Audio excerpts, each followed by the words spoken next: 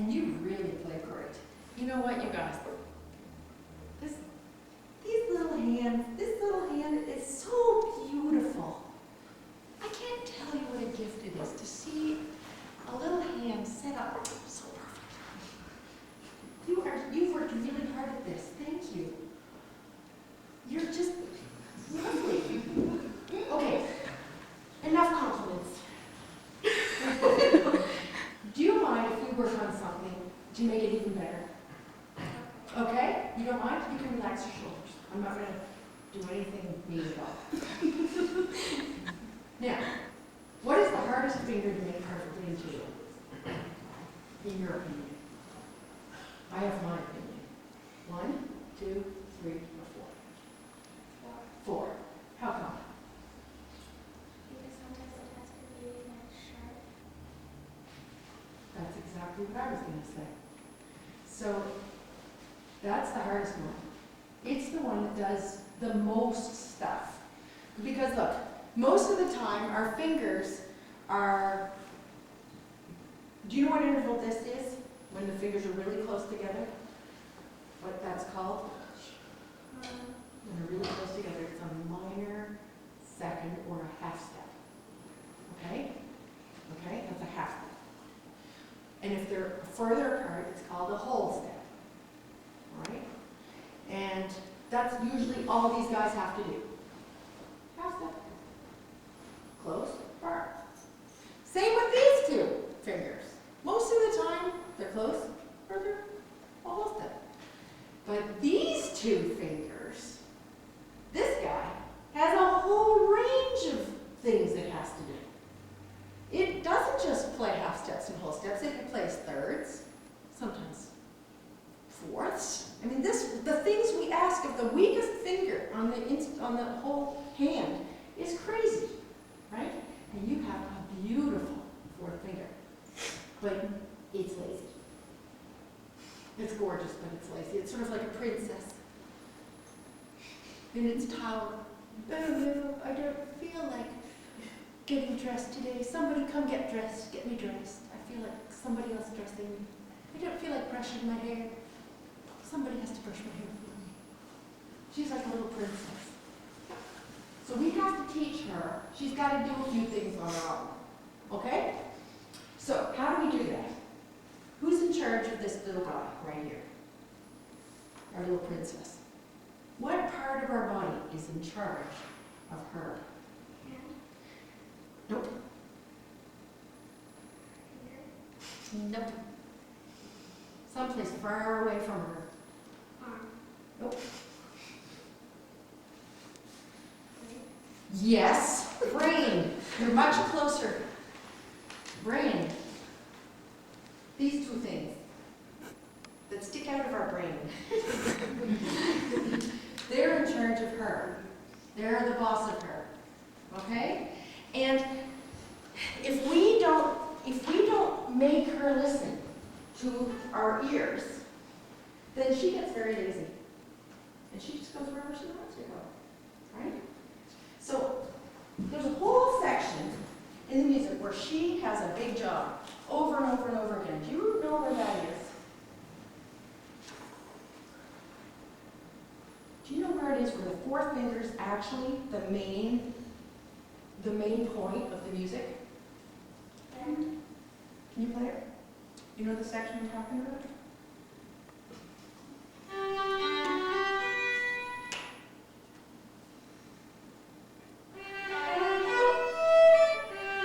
She knows. Yes, that's the one. So, fourth finger, her. She's the whole reason we're listening to that section. This section, who cares? That's the prettiest part, right? So if she's a little bit,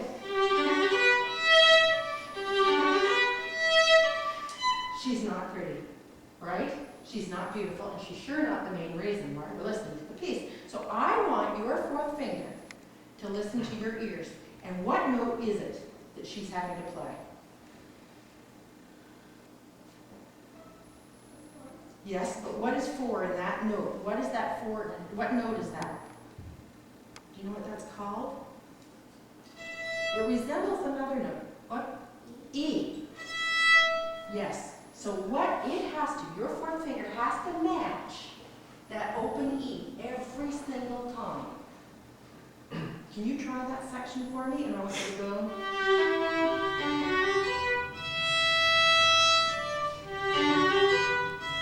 I just want you to play an open E a couple of times. All right? So go T, da, da, da, da, open E. Very good. I know it's tricky to change a finger, isn't it? Try it again.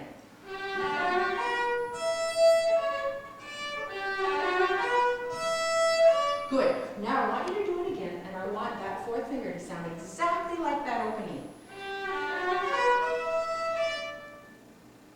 What do your ears think? It doesn't sound like it. Okay, try it again.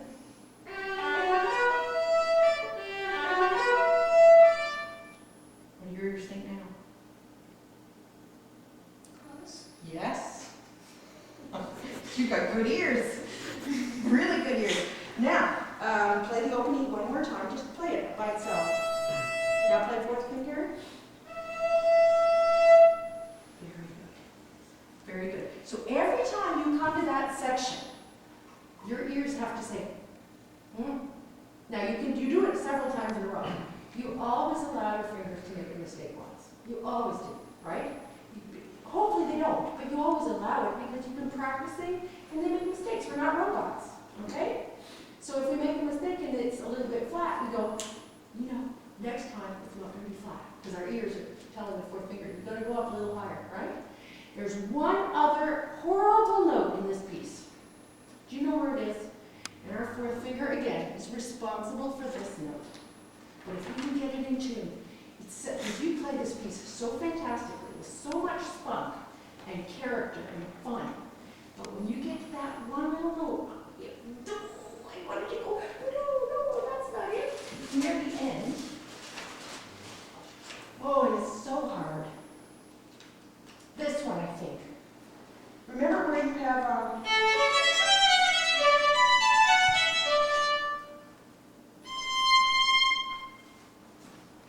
see that interval that we have to play, you guys? Look at that. Look how far away that is. I don't even know what that interval is. It's a minor 3rd. It's a minor 3rd on the violin. So you have to reach what would normally be this distance, right? We'd use another finger entirely. We let the middle tongue have a rest.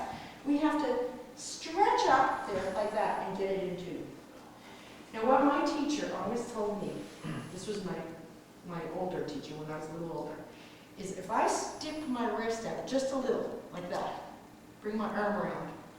So you were right about the, you remember when I asked you what part of your body is responsible? You were partially right. Because your arm does help out sometimes. And in that case, would you recommend just going that extra mile and giving it a little like that? All right, so it's only for a second. It shouldn't hurt, but we're going to go for it, okay? And it'll be perfect. And then you played every single note in tune perfectly in the whole piece. All right, should we try it? From here. Well, let's go from. Okay.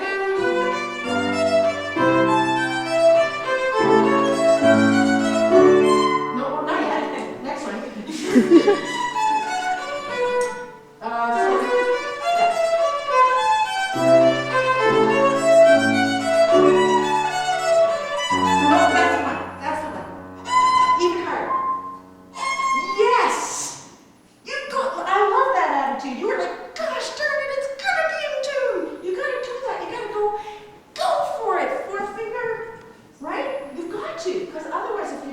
It won't happen.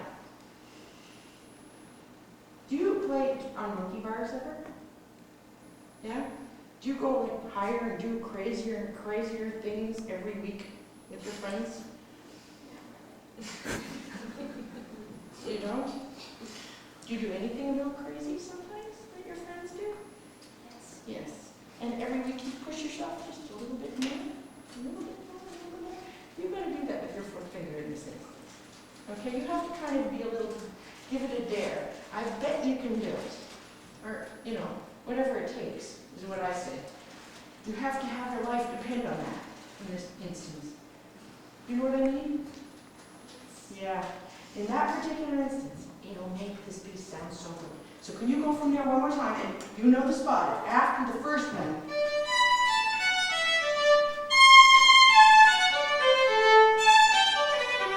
Okay? So let's try it again. I want you to just go for it. And if you need to do something with your butt, or if you need to do something with your foot, or do something, you do it, okay? Whatever it takes, in my opinion. Seitz is such a great composer. He deserves it. Okay, so let's go from that really great section that you played brilliantly, absolutely brilliantly, except for that one note. And as fast as you want to play it, but just get that skin. Okay?